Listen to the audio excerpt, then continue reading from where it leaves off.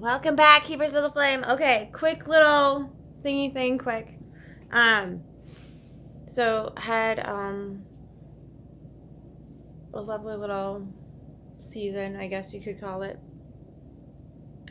I don't want to be one of those people that they get really big and then all of a sudden they're like, but I'm not like this the way I thought, the way you were thinking. So I'm not a religious person at all. I like exploring the concepts. I like understanding them and whatnot, but I don't adhere to any of them. I got a book on Enoch. I got a book on miracles, Yahweh, Jesus and the goddess. I have a book by Dennis Prager, The Divine Comedy, and then it goes into mythological and things like that.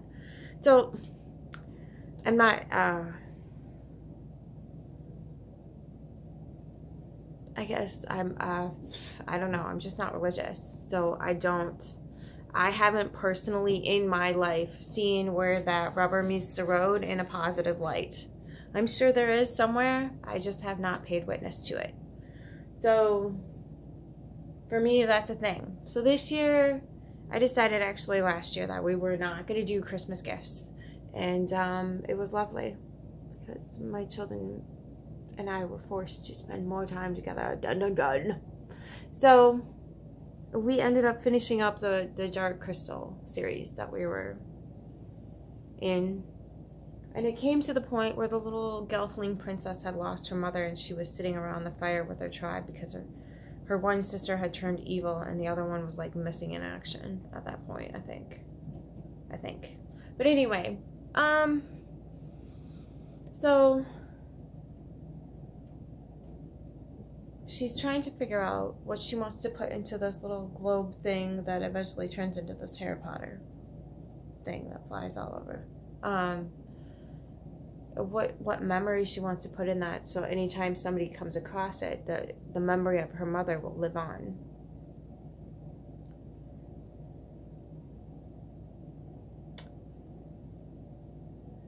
And she couldn't think of anything. And then she said something to the effect that, her mother would always say, fix this, straighten that, but I love you. And she said, I always knew that my mother, or I always believed my mother when she said that to me, that she loved me, even though she was nitpicking this and telling me to straighten that and whatever else. And I looked over at my children and they were in tears. So we had a lovely moment. We had a nice long moment where we just kind of spent together as a family. Because apparently I'm like that. And the next day, my daughter and I are fixing some more food and whatnot and reheating some things. And she says, Mom, can I talk to you about something? I'm like, of course. And she's like, do you remember how you used to be? And I was like, you're gonna have to be more specific. So she said, you used to be like the mom that was in the Dark Crystal. You used to just be like, here's the fly in the serum, go fix it, I love you. And she's right, I used to be that way. I used to just look at it and be like, there it is. And I would never beat around the bush. I would not make it long-winded, just to appease everybody else's opinions, feelings, whatever. I wouldn't be that way with people. I kind of let the world come in and say to me, you hurt people's feelings when you're like that. You shouldn't have said that. You shouldn't say things like that. And it was just me being honest. It wasn't me being disrespectful. I never called anybody any names or da-da-da-da-da. Society has a real problem with people that come in and can see the problem immediately and just be like, there's the fly in your serum. Go fix it. I have total faith in you. Rock it out. People don't like that energy for whatever reason. Still a mystery to me, because for me in my life, holy Christ, is it it's really effective. Like, stop sitting here going like this. Let's get it done, kids. Let's go. Let's go. Let's go. Let's go. What needs to be done? Choo, choo, choo. Go, go, go.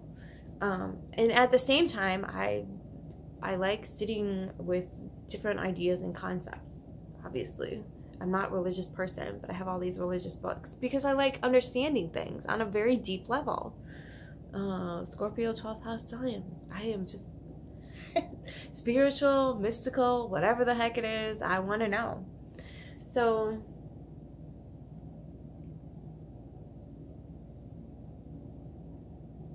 she just knows me, and she knows that I have this I don't want to say a pure heart, because that's kind of, I don't know, it sounds like, I don't know, some weird virtue signaling thing, I think they call it. I don't know. But she knows that my intent for her it has nothing to do with ill will. She trusts that I have her best interest at heart, and she knows that I'm going to tell her exactly what it is so that she can better the situation, not for her to feel bad about it or shame or guilt, which is the main reason why I don't like religion, because all it is basically a whole community of people just ringing bells right behind you, screaming shame, shame, shame. At least as far as the communities I've been introduced to.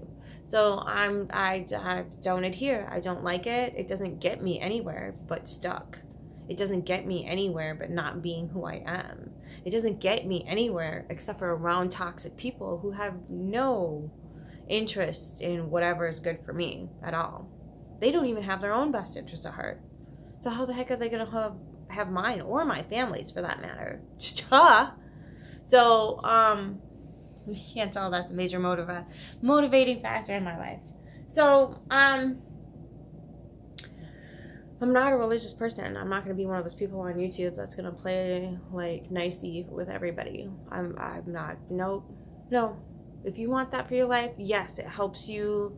It absolutely in particular stages and whatnot of understanding. I totally get it. I was heavily indoctrinated into Catholic church, and I went to Catholic school. We don't need no fucking education. You can keep your damn bricks. Anyway, so that's how I feel about that. So thought control, there it is. The thought control, that's the thing that irritates me, and it's in every religion. It's all about thought control. You can't think this, you can't do this, you can't say this, you can't. It's so confining that people, it's rare to see people thriving in that circumstance. It's rare to see people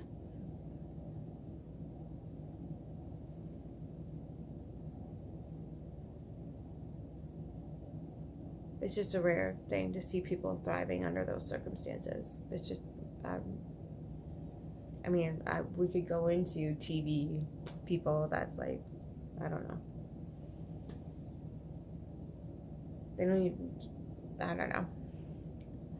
I think I'm getting to the point where I'm like, that's fine. You can believe that. Go ahead. I don't know what that stage means. I think I'm just getting there to where I'm like, yep, okay, we're good. You go ahead, but it's not for me. So anyway, we didn't do the gift exchange this year. We didn't do the big hoopla. There's no nativities. No nothing, which were handed down from my parents anyway. And this is the best Christmas I've had since my grandma pulled the tree out from the corner and we danced around the lit up Christmas tree and sang Christmas carols.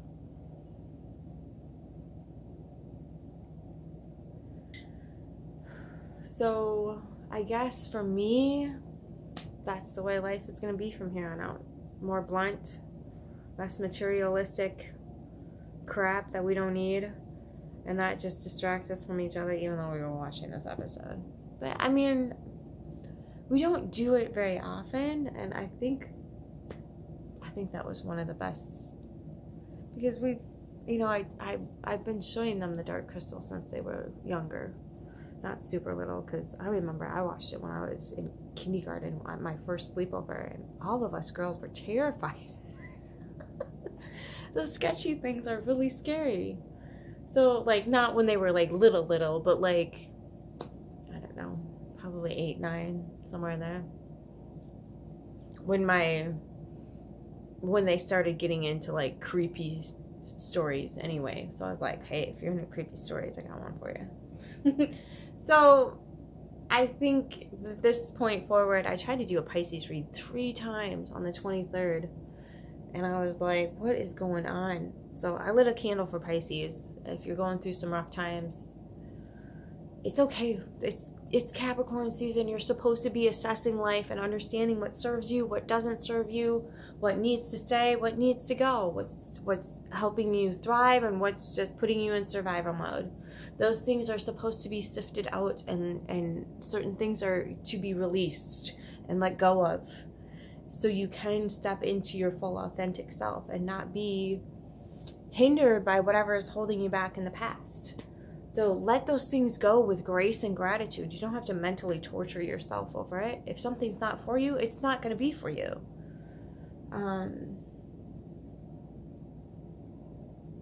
But I did see that Pisces was doing a real good job of not stepping into old habits of addiction and things like that. So you're doing good on that, Pisces. So keep going. But I'm gonna give it another go tonight and see how it goes.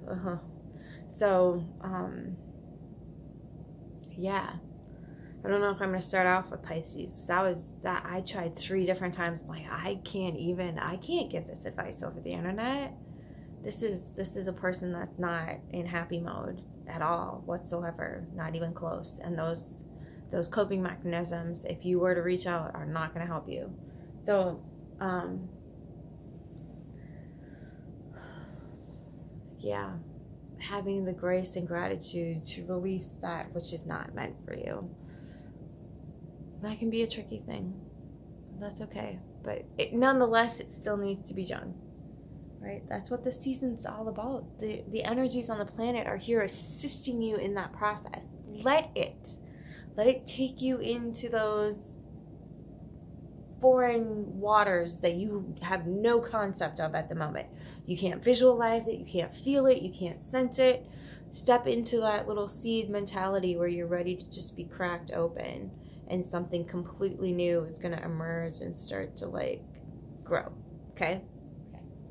That's the best advice I could give Pisces after those reads. So yeah, a little bit blunt, maybe even a little bit shorter. Yay! Less long-winded, a little bit more raw.